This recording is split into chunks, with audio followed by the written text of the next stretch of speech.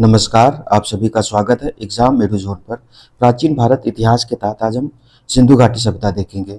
ये हमारा पूर्वालोकन सीरीज का जो इतिहास वाला पोर्शन है उसका दूसरा लेक्चर है। इस लेक्चर में हम सिंधु घाटी सभ्यता से जो महत्वपूर्ण PYQ हैं उनको देखेंगे। आप यूट्यूब पर हमारा एग्जाम मेरू जोन नाम से चैनल है, इसको सब्सक्राइब कर लीजिए। साथ ही टेलीग्राम पर PDF करंट अफेयर्स के लिए जो चैनल है इसी नाम से है, वो भी सब्सक्राइब कर लीजिए। ठीक है, तो शुरू करते हैं। पहला हमारा जो प्रश्न है, सिंधु सभ्यता एवं संस्कृति से मानव समाज विलक्षण है क्योंकि वह मुख्यतः किस पर आश्रित होता है? तो ऑप्शन इसका है जो भी अर्थव्यवस्था पर आश्रित होता है। कारण क्या है कि मानव समाज विलक्षण या विशिष्ट होता है क्योंकि वह मुख्यतः अर्थव्यवस्था पर आश्रित होता है। अर्थव्यवस्था में जैसे जैसे परिवर्तन होता जाता है वैसे वैसे समाज परिवर्तित होता जाता है। जैसे खाद्य संग्राहक से जो मनुष्य था, पहले से खाद्य संग्राहक था, उससे कृषि उत्पादक बना, फिर औद्योगिक आदि जो है बदलाव होता गया है। अर्थव्यवस्था में जैसे जैसे परिवर्तन होता गया, सामाजिक व्यवस्था उसी अनुरूप बदलती गई। संस्कृति, धर्म, विज्ञान आदि अर्थव्यवस्था के उत्पादन के साधनों में परिवर्तन के अनुसार ही परिवर्तित होते रहे हैं। फिर नेक्स्ट क्वेश्चन है, सिंधु सभ्यता संबंधित है तो किससे संबंधित है? ये आद्य ऐतिहासिक काल जो है, प्राग ऐतिहासिक काल वाला हमने पढ़ाया है कि जो पाषाण काल है उसको प्राग ऐतिहासिक काल के तहत रखते हैं, जिसमें कि साक्ष्य उपलब्ध नहीं है, जो पठित साक्ष्य है। आद्य ऐतिहासिक काल उसको कहा जाता है जहाँ लिखित साक्ष्य तो उपलब्ध है लेकिन अभी तक उनको पढ़ा नहीं जा सका है। तो सिंधु सभ्यता आद्य ऐतिहासिक काल की सभ्यता है क्योंकि यहाँ पर लेखन कला के विज्ञान का साक्ष्य तो है किंतु अभी तक सिंधु लिपि को पढ़ा नहीं जा सका है, अतः इतिहास निर्माण में इसका प्रयोग नहीं किया जा सकता है।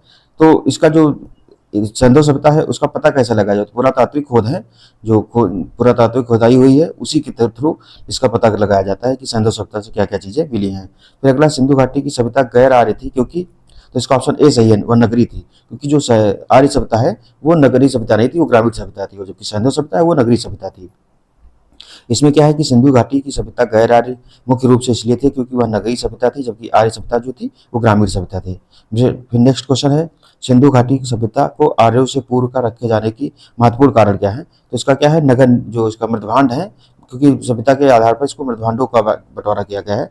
जो इसके मृदभांड है, सिंधु घाटी सभ्यता लिपि ज्ञान और नगर नियोजन आदि के संदर्भ में प्रारंभिक कार्यों से अधिक विकसित थी।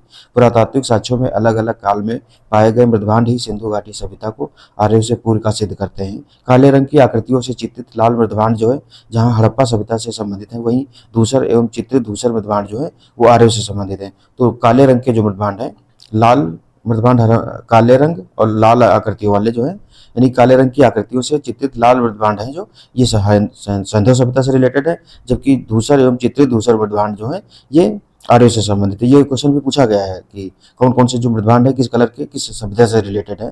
फिर 5 नंबर का क्वेश्चन है, सिंधु घाटी संस्कृति वैदिक सभ्यता से भिन्न थी क्योंकि, ऑप्शन इसका जो डी है सारों सही है, तीनों सही, यानी कि इसके पास विकसित शहरी जीवन सुविधाएं थी, इसके पास चित्रलेखीय लिपि थी, इसके पास लोहे के और रक्षा शस्त्रों के ज्ञान का अभाव था। तो सिंधु सभ्यता में लोहे जो है उसके हथियार या मतलब लोहे के जो आविष्कार था उस समय नहीं हो पाया था उपयोग धातु के रूप में।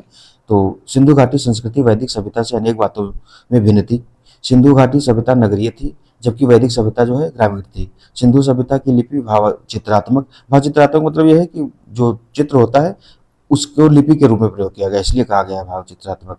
और वैदिक सभ्यता के लोग लोहे तथा रक्षा शास्त्रों के ज्ञान से युक्त थे, जबकि सिंधु घाटी की सभ्यता में लोहे के ज्ञान का अभाव पाया गया है, इसीलिए सिंधु सभ्यता को कांस्ययुगीन सभ्यता भी कहा जाता है। फिर हड़प्पा संस्कृति की जानकारी का प्रमुख स्रोत क्या है? तो इसका ऑप्शन सी है, पुरातात्विक खुदाई जो है यही इसका सबसे मेन स्रोत है। तो हड़प्पा सभ्यता की लिपि का वाचन अभी नहीं हो सका है, अतः सभ्यता से संबद्ध अनेक पुरास्थलों से प्राप्त पुरावशेष ही हड़प्पा संस्कृति के विशिष्ट तत्वों पर प्रकाश डालते हैं। फिर 7 नंबर का है, निम्नलिखित में से कौन हड़प्पा संस्कृति के पूर्वी सीमांत का निर्धारण करता है? तो ऑप्शन इसका सी सही है, आलमगीरपुर जो यूपी में था, मेरठ वाले क्षेत्र में है। हड़प्पा सभ्यता का सर्वाधिक जो पश्चिमी क्षेत्र है वो सुतका गेंडोर है, बलूचिस्तान में स्थित है। पूर्वी क्षेत्र आलमगीरपुर उत्तर प्रदेश के मेरठ में है, और जो उत्तरी पूरा स्थल जो है मांडा जम्मू कश्मीर में है। दक्षिणी जो पूरा स्थल है यानी कि दैमाबाद महाराष्ट्र में है। तो इस तरीके से जो चतुष्कोणीय आकृति बनती है उसमें मांडा, आलमगीरपुर और सुतका गेंडोर और दैमाबाद जो है इस तरीके से है। तो जम्मू कश्मीर, यूपी और इधर बलूचिस्तान और महाराष्ट्र तक जो है इसका विस्तार है। फिर देखेंगे अगला क्वेश्चन है, हड़प्पा का उत्खनन करने वाला प्रथम पुरातत्वविद जो इसके महत्व को नहीं समझ पाया था, तो ये ऑप्शन ए जो है ए कनिंघम जो थे, इन्होंने महत्व नहीं समझ पाया था। अलेक्जेंडर कनिंघम ने भारतीय उपमहाद्वीप के ऐतिहासिक महत्व के टीलों सर्वप्रथम सीमित उत्खनन कराया था, किंतु वह हड़प्पा के टीलों के महत्व को नहीं समझ सके थे। आप लोग एक क्वेश्चन ये बताइए कि जो अलेक्जेंडर कनिंघम थे, इन्होंने उत्खनन कब कराया था, क्योंकि ये इनका समय काल क्या है? क्योंकि ये भी क्वेश्चन पूछा जाता है। फिर सूची 1 को सूची 2 से सम्मिलित करना है। तो हड़प्पा सभ्यता का उत्खनन किसने किया था, और हस्तिनापुर का तक्षशिला कौशाम्बी। तो हड़प्पा सभ्यता में दयाराम साहनी, इसका देख लेते हैं नीचे कौन सा सही हो जाएगा, सी सही हो जाएगा। हड़प्पा सभ्यता का दयाराम साहनी 1923-24 से 1924-25 के मध्य किया था इन्होंने। हस्तिनापुर का बेबीलाल ने किया था 1950 से 52 के मध्य। तक्षशिला का जॉन मार्शल ये 1913 से 34। और भारतीय जो पुरातत्व सर्वेक्षण विभाग था उसके ये जब हड़प्पा खोज हुई है तो उस समय यही यही थे उसके डायरेक्टर। कौशाम्बी की एनजी मजूमदार दो है, इन्होंने इसकी उत्खनन कराया था। फिर अगला है 10 नंबर का, निम्नलिखित में से कौन सुमेलित नहीं है। तो ऑप्शन इसका जो डी है वो सही सुमेलित नहीं है। तो सुमेलित कौन कौन है, हड़प्पा की दयाराम साहनी ने, लोथल की एस आर राव ने, सूरकोटदा की जेपी जोशी ने, और जो धौलावीरा है वीके थापर ने नहीं किया था, इसका आर एस बिष्ट ने कराया था। तो इसका ऑप्शन डी सही हो जाएगा। हड़प्पा का उत्खनन जो है दयाराम साहनी, लोथल का उत्खनन एस आर राव द्वारा, सूरकोटदा का उत्खनन जेपी जोशी ने कराया था, जगपति जोशी नाम था इनका। जबकि धौलावीरा का उत्खनन वीके थापर ने नहीं बल्कि आर एस बिष्ट ने कराया था। तो ऑप्शन का डी सही हो जाएगा। फिर चनुदड़ों के उत्खनन का निर्देशन किया था, तो जो चनुदड़ो है उसकी खोज हुई थी, उसका निर्देशन किसने किया, तो जे एच माइके ने कराया था। तो कब है, मोहनजोदड़ो से लगभग 130 किलोमीटर दक्षिण में स्थित चनुदड़ो की खोज सर्वप्रथम वर्ष 1931 में एनजी मजूमदार ने की तथा वर्ष 1935 से 36 में माइके ने यहाँ उत्खनन कराया था। फिर सिंधु घाटी सभ्यता जिन नदियों के तट पर बसी थी वे कौन सी नदियाँ थी, तो सिंधु नदी, जो सिंधु घाटी सभ्यता है वो किन किन नदियों के मध्य बसी थी। तो ऑप्शन इसका बी सही हो जाएगा। 1, 2, 3 है, यानी कि सिंधु, झेलम, चेनाब। गंगा नदी का उल्लेख जो है सिंधु सभ्यता में नहीं था, क्योंकि आर्यों के समय भी गंगा नदी है, आर्यों के समय धीरे धीरे महत्वपूर्ण होने लगी थी, लेकिन सिंधु सभ्यता में ये महत्वपूर्ण नहीं थी उस समय। उसके बाद में फिर क्या है, स्थापित सिंधु घाटी की सभ्यता का विस्तार उत्तर में झेलम नदी के पूर्वी तट से दक्षिण में यमुना की सहायक नदी जो है हिंडन के तट तक माना जाता है। इसमें झेलम, सिंधु एवं चेनाब नदियां तो शामिल हैं, परंतु गंगा नदी इसमें शामिल नहीं है। फिर अगला है कि सूची 1 को सूची 2 से सम्मिलित करना है। तो हड़प्पा किस नदी के तट पर है, हड़प्पा रावी कहीं दिया है, ऑप्शन ये सही हो जाएगा। हस्तिनापुर कौन सी नदी है, तो हस्तिनापुर हो गया। फिर नागार्जुन कोंडा कौन से है, और पैठन, पैठन जो है ये, इसका ऑप्शन जो है बी सही हो जाएगा। तो पैठन जो है ये कृष्णा नदी के, यानी कि नागार्जुन कोंडा कृष्णा, पैठन हो जाएगा ये गोदावरी। तो हस्तिनापुर कहाँ रह जाएगी, गंगा नदी के किनारे। उसके बाद में इसका क्या है, हड़प्पा रावी, हस्तिनापुर गंगा, नागार्जुन कोंडा कृष्णा तथा पैठन गोदावरी नदी के किनारे संबंधित स्थल है। फिर सूची 1 को सूची 2 से फिर से सम्मिलित करना है। तो हड़प्पा रावी कालीबंगा कौन सी नदी है, तो घग्गर हो जाएगी, लोथल, भोगवा और रोपड़ जो है सतलज नदी। ऑप्शन इसका ए सही है। तो हड़प्पा रावी नदी के तट पर है, कालीबंगा घग्गर नदी के तट पर, ये राजस्थान में कालीबंगा, और हड़प्पा जो है पाकिस्तान में है, सिंध प्रांत में। उसके बाद में ये लोथल जो है भोगवा नदी के तट पर है, गुजरात में है। रोपड़ जो है ये भी पंजाब में सतलज नदी के तट पर है। फिर अगला देखेंगे सिंधु सभ्यता का महान स्नानागार कहाँ से प्राप्त हुआ है, तो ये मोहनजोदड़ो, ऑप्शन इसका ए सही हो जाएगा। मोहनजोदारो जो मूवी थी उसमें भी इसका दिखाया गया है, जिक्र किया गया है। तो सिंधु सभ्यता के महान स्नानागार के साक्ष्य मोहनजोदाड़ो से प्राप्त हुए हैं। इसके जलाशय की लंबाई उत्तर से दक्षिण की ओर लगभग 12 मीटर, चौड़ाई पूर्व से पश्चिम की ओडिशा की ओर है लगभग कितनी 7 मीटर है, और अधिकतम गहराई कितनी है 2.4 मीटर है। तो इसका जो डायमेंशन है 12 मीटर चौड़ा है, लंबा कितना है 12 मीटर, चौड़ाई कितनी है तो 7 मीटर है, और उसके बाद गहराई कितनी है तो 2.5 मीटर के आसपास गहराई है। सिंधु सभ्यता के बारे में निम्नलिखित में से कौन सा कथन असत्य है, तो इसका ऑप्शन जो है डी सही हो जाएगा। लोहे से परिचित ये लोग नहीं थे, तो इसका ऑप्शन डी सही हो जाएगा, इसमें दिया है परिचित है। जबकि फिर नगरों में नालियों की सुदृढ़ व्यवस्था थी, सही है। व्यापार और वाणिज्य उन्नत दशा में थे, ये भी सही है। माता देवी की उपासना की जाती थी, ये भी सही है। तो सिंधु सभ्यता कांस्ययुगीन सभ्यता थी, इसमें लोहे दिया गया, लोहा नहीं, कांस्ययुगीन सभ्यता थी। यहाँ के लोग लोहे से परिचित नहीं थे, जबकि सिंधु नगरों में नालियों की सुदृढ़ व्यवस्था थी और व्यापार एवं वाणिज्य उन्नत दशा में था। मातृ देवी की उपासना के अनेक साक्ष्य सिंधु नगरों से मिलते हैं, जिनसे प्रमाणित होता है कि यहाँ मातृ देवी की उपासना की जाती थी। तो सिंधु सभ्यता में लोहे का उस समय परिचय नहीं था, इस वजह से वहाँ की कृषि है ऐसे काम चलाऊ थी। और जैसे जैसे लोहे का आविष्कार हुआ है, जब महाजनपद काल हम देखते हैं तो उसमें सबसे जो महाजनपद काल में महाजनपद बनने का जो सबसे बड़ा कारण था वो था लोहे का विकास, क्योंकि उस समय कृषि जो है अपने मतलब विकसित अवस्था में आ चुकी थी। फिर निम्नलिखित में से किनका सुमेल नहीं है, तो ये ऑप्शन इसको जो है सी सही है। कालीबंगा कहाँ है, राजस्थान में है। हाँ, कालीबंगा कहाँ, राजस्थान में। तो आलमगीरपुर उत्तर प्रदेश में है, लोथल गुजरात में है, रोपड़ पंजाब में है, क्योंकि कालीबंगा हरियाणा दिया है, हरियाणा में ये नहीं है। तो कालीबंगा राजस्थान के हनुमानगढ़ जिले में घग्गर नदी के किनारे स्थित है। इसकी पहचान हड़प्पा स्थल के रूप में अमलानंद घोष ने की थी। अन्य तीनों विकल्प सही हैं। फिर है 18 नंबर है, निम्न में से सिंधु सभ्यता से संबंधित कौन से केंद्र उत्तर प्रदेश में स्थित है। तो यूपी में स्थित जो सिंधु सभ्यता है उसे कौन कौन से केंद्र, कालीबंगा नहीं है, लोथल भी नहीं है, आलमगीरपुर है, उल्लास है। तो उसका ऑप्शन 3, 4 ऑप्शन डी सही हो जाएगा। डी दिया है। कालीबंगा राजस्थान में तथा लोथल गुजरात में स्थित है। आलमगीरपुर उत्तर प्रदेश के मेरठ जिले में तथा हुलास जो है सहारनपुर जिले में स्थित है, इसलिए डी सही हो जाएगा। फिर 19 नंबर का है क्वेश्चन, हड़प्पा संस्कृति के स्थल एवं उनकी स्थिति संबंधी निम्नलिखित युगों में से कौन एक सही सुमेलित नहीं है, तो नहीं पूछा है, ऑप्शन इसका डी है इसका भी। कौन सा? राखीगढ़ी राजस्थान में नहीं है, तैमाबाद महाराष्ट्र में है, बनावली हरियाणा में है, आलमगीरपुर उत्तर प्रदेश में है, और जो राखीगढ़ी है ये कहाँ? हरियाणा के हिसार जिले में घग्गर नदी के निकट स्थित है। और इसमें कहाँ दिया गया है? राखीगढ़ी वाला जो ऑप्शन इसका राजस्थान अच्छा दिया गया था, राजस्थान में नहीं है। फिर सूची 1 को सूची 2 से सुमेलित करना है। मांडा कहाँ है? तो ये जम्मू कश्मीर है। दैमाबाद महाराष्ट्र में, कालीबंगा राजस्थान में, राखीगढ़ी कहाँ? हरियाणा में। तो ऑप्शन इसका कौन सा सी सही हो जाएगा? मांडा जम्मू कश्मीर है, दैमाबाद महाराष्ट्र में है, कालीबंगा राजस्थान में है, राखीगढ़ी हरियाणा में है। फिर हड़प्पी पुरास्थल दिए गए हैं, भारतीय राज्य संघ क्षेत्र कहाँ से हैं ये? तो बालू ये दिया गया है, ये हरियाणा में है। फिर मांडा तो जम्मू कश्मीर हम लोग पढ़ ही चुके हैं, बालू कहाँ गया? हरियाणा हो गया। और हुलास यूपी हो गया, पाटरी बचा कहाँ? गुजरात। तो इसका ऑप्शन कौन सा सही हो जाएगा? ये 2020 में यूपी पीसीएस में आया था क्वेश्चन, ये थोड़ा मतलब ट्रिकी था क्योंकि ये बालू वाला जो है ये पहली बार आया था। तो इसका ऑप्शन डी सही हो जाएगा। बालू हरियाणा में है, मांडा जम्मू कश्मीर में है, पाटरी गुजरात में है, और हुलास कहाँ है? तो ये यूपी में है। फिर अगला है 22 नंबर का क्वेश्चन, हड़प्पा सभ्यता का स्थल मांडी भारत के किस राज्य में स्थित है? तो मांडी जो है यूपी में है, मांडा जम्मू कश्मीर में है, जबकि मांडी जो है यूपी के है। कहाँ? तो जून 2000 में उत्तर प्रदेश के मुजफ्फरनगर जिले का एक गांव मांडी अचानक तो ये मुजफ्फरनगर जिले में चर्चा में आ गया। बघरा ब्लॉक में स्थित मांडी गांव में एक खेत में खुदाई के दौरान प्राचीन आभूषण, सिक्के, बर्तन आदि मिले थे। इसे हड़प्पा सभ्यता से जोड़कर देखा गया था। फिर हड़प्पा संस्कृति के निम्नलिखित स्थलों में से कौन सिंध में अवस्थित है? तो सिंध क्षेत्र में कौन कौन से थे? इसका ऑप्शन तो देखेंगे बी है, यानी कि 2 और 3 है। तो मोहनजोदड़ो और जो चंदोदड़ो है, ये दोनों कहाँ है? सिंध प्रांत में स्थित है, सिंध प्रांत के लरकाना में स्थित है मोहनजोदड़ो। प्रश्नगत स्थलों में हड़प्पा पाकिस्तान के पंजाब प्रांत में है, पंजाब प्रांत में रावी नदी के तट पर है। मोहनजोदड़ो जो है तथा चंदोदड़ो दोनों पाकिस्तान के सिंध प्रांत में तथा सूरत कोटदा गुजरात में स्थित है। फिर अगला है क्या है? सिंधु घाटी का सभ्यता का कौन सा स्थल अब पाकिस्तान में है? तो सब कौन सा? हड़प्पा ही पाकिस्तान में पहुंच गया है। कालीबंगा, लोथल, आलमगीरपुर, तो कालीबंगा राजस्थान में है, लोथल गुजरात में, और आलमगीरपुर जो है ये यूपी में है, और हड़प्पा कहाँ है? पाकिस्तान के पंजाब प्रांत में स्थित है। यह स्थल रावी नदी के तट पर स्थित था, जबकि कालीबंगा राजस्थान, ये तो बता चुके हैं अभी। फिर दधेरी एक पर्वतीय हड़प्पीय पुरस्थल है, कहाँ पर है? तो ये हरियाणा का है। दधेरी एक पर्वतीय हड़प्पीय पुरास्थल है जो पंजाब प्रांत के फतेहगढ़ साहिब में जिले में गोविंदगढ़ के पास स्थित है। दधेरी स्थित स्थल चित्रित धूसर मध्यभांड जो है, यहाँ कौन से? चित्रित धूसर मध्यभांड काल से संबंधित है, जो कि आर्यों के आगमन का काल भी है। तो आर्य काल में कौन से मध्यभांड चलते थे? चित्रित धूसर मध्यभांड जो थे ये चलते थे।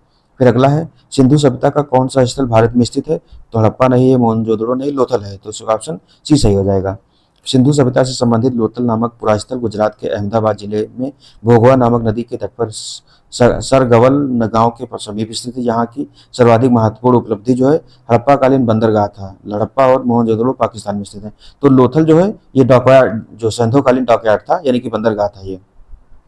फिर है वन लाइनर में, वह हड़प्पी नगर जिसका प्रतिनिधित्व लोथल का पुरातत्व स्थल करता है किस नदी पर था? तो ये भोगवा नदी तट पर था। फिर है हड़प्पा सभ्यता किस स्थल लोथल स्थित है? गुजरात में। सिंधु घाटी सभ्यता का पत्तन नगर जो था, ये डॉकयार्ड जो था, ये लोथल ही था। फिर है भारत का सबसे बड़ा हड़प्पन पुरा स्थल कौन सा था? तो ऑप्शन इसका डी है, राखीगढ़ी है। इसमें क्या है? ये हरियाणा के हिसार जिले में अवस्थित जो राखीगढ़ी है, कहाँ है? हरियाणा में है। हड़प्पी स्थल जो है कौन सा है? राखीगढ़ी सभ्यता। हड़प्पा सभ्यता का सबसे बड़ा स्थल है मोहनजोदड़ो। हड़प्पा और गनवेरीवाल जो है पाकिस्तान में, तथा राखीगढ़ी एवं धौलावीरा हड़प्पा सभ्यता के 5 बृहद स्थलों की श्रेणी में आते हैं। तो सबसे जो बड़े 5 जो हड़प्पा के स्थल हैं उसमें मोहनजोदड़ो, हड़प्पा, गनवेरीवाल, ये तीनों पाकिस्तान में है। और भारत में कौन कौन से? राखीगढ़ी और धौलावीरा। तो अगर भारत के परिप्रेक्ष्य में पूछा जाए तो राखीगढ़ी पहला हो जाएगा, और धौलावीरा जो हो जाएगा ये दूसरा हो जाएगा, और वैसे सबसे बड़ा जो कौन सा है? मोहनजोदड़ो है, ठीक है। फिर दूसरे नंबर पर हड़प्पा है। इस तरीके से ऑप्शन का भी ध्यान रखना पड़ेगा। फिर अगला है, एक जुते हुए खेत की खोज की गई थी, तो कहाँ की गई थी? कालीबंगा में। कालीबंगा में खुदे जो जुता हुआ खेत है उसकी की गई है, और बैलगाड़ी जो है, मिट्टी की बैलगाड़ी, उसके भी साक्ष्य मिले हैं, हल और वाले इस तरीके का। तो प्रश्नगत हड़प्पा सभ्यता के स्थलों में से राजस्थान के हनुमानगढ़ जिले में घग्गर नदी के किनारे स्थित कालीबंगा से जुते हुए खेत के साक्ष्य मिले हैं। फिर सूची 1 को सूची 2 से सुमेलित करना है, फिर कूट का चयन करना है। हड़प्पा से क्या मिला है? तो R37 जो समाधान है हड़प्पा से मिला है। लोथल से गोदीवाड़ा है। कालीबंगा से जुता हुआ खेत मिले है। नर्तकी की मूर्ति कहाँ से हो जाएगी? तो मोहनजोदड़ो से। इसका ऑप्शन डी सही हो जाएगा। हड़प्पा समाधान जो है ये बैरियल है R37। फिर लोथल गोदीवाड़ा वहाँ मिला है। फिर कालीबंगा जो है जुता हुआ खेत मिला है। मोहनजोदड़ो जो है नर्तकी की मूर्ति। ये गोदी से इस समय मीडिया में समझ लीजिएगा, गोदी जो है गोदीवाड़ा है, डॉकयार्ड की बात की गई है। फिर सिंधु सभ्यता का विकसित अवस्था में निम्नलिखित में से किस स्थल से घरों में कुओं के अवशेष मिले हैं? तो जो कुएं के अवशेष लगभग हर घर से मिले हैं। क्या दिया गया इसमें? इसका ऑप्शन नहीं दिया गया है। जय नारायण पांडे की पुस्तक पुरातत्व विमर्श की पृष्ठ संख्या 386 यानी कि 2020 संस्करण के अनुसार सिंधु सभ्यता के अधिकांश नगरों के लगभग प्रत्येक घर में निजी कुएं एवं स्नानागार होते थे और पानी के निकास के लिए नालियां भी होती थी। वैसे अगर स्पेशली अगर देखा जाए तो मोहनजोदड़ो ज़्यादा अप्रोप्रिएट हो जाएगा, बट सभी घर मतलब सभी स्थलों में पाए गए हैं, ये चीज़ है। हाथी दांत का पैमाना हड़प्पीय संदर्भ में मिला है तो कहाँ से मिला है? लोथल से मिला है। तो लोथल से जो हाथी दांत का पैमाना भी मिला है और डॉकयार्ड भी यहाँ से मिलता है। सिंधु घाटी की सभ्यता के किस पुरा स्थल से नाव के चित्र या मॉडल प्राप्त हुए हैं? तो कहाँ से मिले हैं ये? डी ऑप्शन जो है मोहनजोदड़ो एवं लोथल से मिले हैं। तो मोहनजोदड़ो से एक मुद्रा पर नाव के चित्र तथा लोथल से नाव के चित्रयुक्त मोहरें प्राप्त हुई हैं। फिर अगला है मोहनजोदड़ो, कथन दिया गया है मोहनजोदड़ो तथा हड़प्पा नगर अब विलुप्त हो गए हैं। ये सही बात है। कारण क्या है? वह खुदाई के दौरान प्रकट हुए थे। दोनों सही है, बट ये कथन कारण से एक दूसरे के स्पष्टीकरण नहीं दे रहा। ऑप्शन इसका भी सही हो जाएगा। तो मोहनजोदड़ो वर्तमान पाकिस्तान के सिंध प्रांत के लरकाना जिले में सिंधु नदी के दाएं तट पर तथा हड़प्पा वर्तमान पाकिस्तान के पंजाब प्रांत के साहिवाल यानी कि पूर्व नाम इसका क्या था? मांटगोमरी जिले में रावी नदी के तट पर नगर सिंधु सभ्यता के दो प्रमुख नगर थे, जिनकी खोज उत्खननों के दौरान क्रमशः राखल दास बनर्जी तथा दयाराम साहनी ने की थी। वर्तमान में ये नगर मृतप्राय स्थिति में है। इस प्रकार कथन और कारण दोनों सही, लेकिन ये दोनों एक दूसरे का स्पष्टीकरण नहीं कर रहे हैं। फिर अगला है हड़प्पा संस्कृति के संदर्भ में शैलकृत स्थापत्य के प्रमाण कहाँ मिले हैं? तो ये ऑप्शन इसका बी सही हो जाएगा, धौलावीरा में मिले हैं। धौलावीरा हड़प्पा सभ्यता की भारत में स्थित दूसरी सबसे बड़ी जो प्रथम कौन सा राखीगढ़ी बस्ती है? तो धौलावीरा जो है भारत में स्थित दूसरी सबसे बड़ी हड़प्पन बस्ती है। और पहली कौन सी? राखीगढ़ी, जो कि हरियाणा में है। और धौलावीरा कहाँ है? गुजरात में। या गुजरात के कच्छ के रण में। तो कच्छ के रण में अवस्थित है। यहाँ से उत्खनन के परिणाम स्वरूप हड़प्पा सभ्यता की अनेक महत्वपूर्ण जानकारियां प्राप्त की गई हैं। इन खोजों में शैलकृत जलकुंड महत्वपूर्ण है। तो आगे देखेंगे धौलावीरा जिस राज्य में स्थित है वह राज्य कौन सा है? तो गुजरात है। फिर अगला है कौन सा हड़प्पीय नगर 3 भागों में विभक्त था? तो ऑप्शन इसका सी सही हो जाएगा। धौलावीरा जो है ये 3 भागों में विभक्त है नगर। तो इसमें धौलावीरा नगर आयताकार बना था। इस नगर को 3 भागों में, जो किला है, फिर मध्य नगर, उसके बाद में निचला नगर, ऐसे मान लीजिए। जो सबसे एलिट क्लास है किले में रहता था, फिर मध्य नगर था, उसके बाद जो निचला भाग है, ऐसे इस तरीके से। तो सबसे ऊंचे टीले पर किला था, फिर मध्य भाग है, उसके सबसे नीचे आम जनता रहती थी। फिर अगला है एक उन्नत जल प्रबंधन व्यवस्था का साक्ष्य कहाँ से प्राप्त हुआ? तो ऑप्शन इसका बी सही हो जाएगा, कालीबंगा से ही प्राप्त हुआ है। धौलावीरा नामक इस प्रमुख हड़प्पाई पुरास्थल गुजरात राज्य के कच्छ जनपद में स्थित है। धौलावीरा नियोजित नगर का एक उत्कृष्ट उदाहरण है। यह प्राचीन नगर अपनी उन्नत जल संचयन और प्रबंधन प्रणाली के लिए सुप्रसिद्ध है। यहाँ पर जल, इसमें 26 दिया, कालीबंगा नहीं, धौलावीरा ऑप्शन इसका जो बी वाला सही है, ऊपर नीचे कर दिया है, तो धौलावीरा ही है। पर जल संचयन हेतु जलाशयों के साथ बांधों की श्रृंखला का निर्माण किया गया था तथा संबद्ध जलाशयों में नहरों के माध्यम से जल को प्रवाहित किया जाता है। फिर अगला 37 नंबर का क्वेश्चन, निम्नलिखित में से किस स्थल से द्विशव संस्कार यानी कि डबल बैरियल का प्रमाण मिला है? तो ये ऑप्शन इसका सी और डी, यानी कि लोथल से भी मिला और कालीबंगा से भी मिला है। तो लोथल से सर्वाधिक 3 युगल समाधिकरण के साक्ष्य प्राप्त हुए हैं, मतलब जो दफनानी की प्रणाली थी उसके बारे में। कालीबंगा से भी एक युगल समाधिकरण का प्रमाण मिला है। राखीगढ़ी से भी युगल समाधि प्राप्त हुई, तो इन तीनों से प्राप्त हुआ है। फिर है हड़प्पा स्थल सनौली के अभी हाल के उत्खननों में से क्या प्राप्त हुआ है? तो मानव समाधान प्राप्त हुए हैं। तो इसमें जो इसको हड़प्पा और आर्यन जो संस्कृति है उन दोनों से जोड़ के देखा जा रहा है। उत्तर प्रदेश के बागपत जिले में बारावत तहसील के सनौली नामक हड़प्पन पुरास्थल से अनेक मानव समाधान प्राप्त हुए हैं, जिनकी दिशा उत्तर से दक्षिण है। इन समाधानों के साथ दैनिक उपयोग की वस्तुएं भी मिली हैं, जिनमें गहने प्रमुख हैं। इनके साथ ही कुछ जानवरों की हड्डियां भी प्राप्त हुई हैं। इसमें ये बताया जा रहा है जो महाभारत वाला युद्ध हुआ था उसके भी आस लगाए जा रहे हैं। तो इसमें आई थिंक एक इस पर वो भी आई थी, डॉक्यूमेंट्री आई थी, वो 2020 के आसपास। आप लोगों को मौका मिले तो जरूर देखिएगा। फिर वस्त्रों के लिए कपास की खेती का आरंभ सबसे पहले किया गया था, तो कहाँ किया गया था? भारत में किया गया था। वस्त्रों के लिए कपास की खेती का प्रारंभ सर्वप्रथम भारत में किया गया। वर्ष 1922 में राखल दास बनर्जी के नेतृत्व में सिंधु नदी के किनारे स्थित मोहनजोदड़ो वर्तमान पाकिस्तान के लरकाना जिले में स्थित है, जो कि के उत्खनन से कपास के सूत की प्राप्ति की गई है। फिर 40 नंबर का क्वेश्चन है, निम्नलिखित में से किस पशु का अंकन हड़प्पा संस्कृति की मोहरों पर नहीं मिलता है?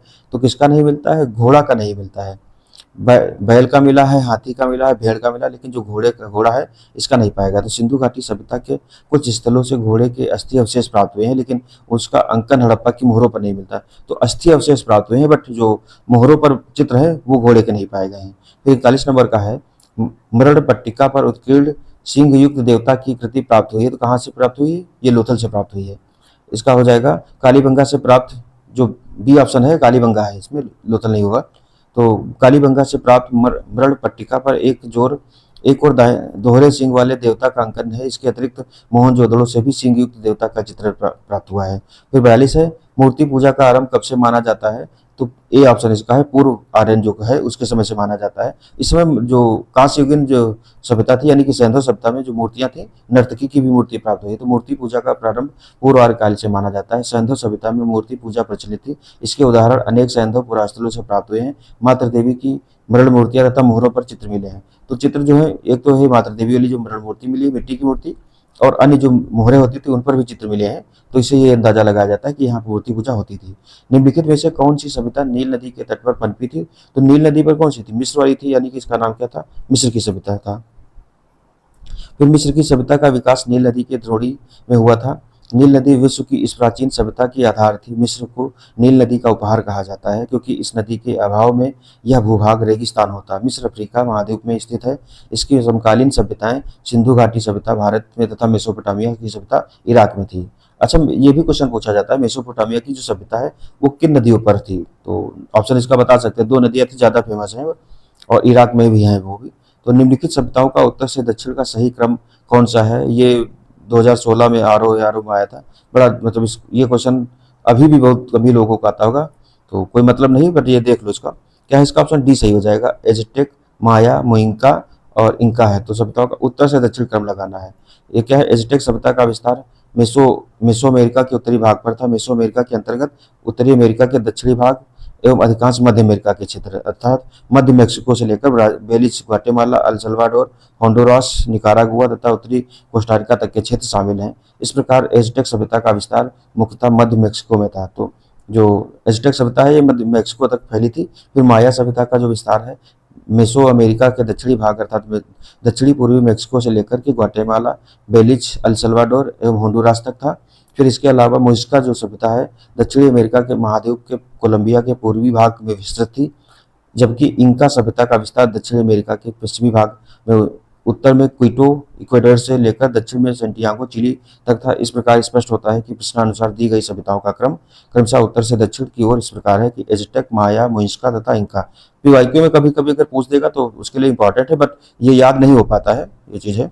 तो आज का लेक्चर हमारा यहीं तक था। लगभग टोटल 44 पीवाईक्यू थे सैंधव सभ्यता से रिलेटेड, वो हमने देख लिए हैं। और ये लेक्चर यूपी पीसीएस 2026 आरओ सभी के लिए इंपॉर्टेंट है। साथ में बीपीएससी का भी पूर्वावलोकन जल्दी शुरू होने वाला है, और करंट अफेयर्स वाला जो मंथली करके हम मैगजीन है उसको कराएंगे, कि इससे ये रहेगा कि प्री और प्लस मेंस के लिए करंट अफेयर्स के लिए ना भटकना पड़े। तो एक टेलीग्राम पर पीडीएफ वगैरह के लिए और करंट अफेयर्स के लिए ज्वाइन कर लीजिए। बाकी चैनल यूट्यूब वाला है, इसको सब्सक्राइब कर लीजिए। और वीडियो कैसा लगा जरूर बताइए कमेंट बॉक्स में, और साथ ही अपना इंटरेक्शन करते रहिए कि जो भी उत्तर पूछे जाए वो भी देते रहिए। तो आज का लेक्चर हमारा यही तक था। मिलते हैं नेक्स्ट लेक्चर में, तब तक के लिए धन्यवाद। जय हिंद, जय भारत।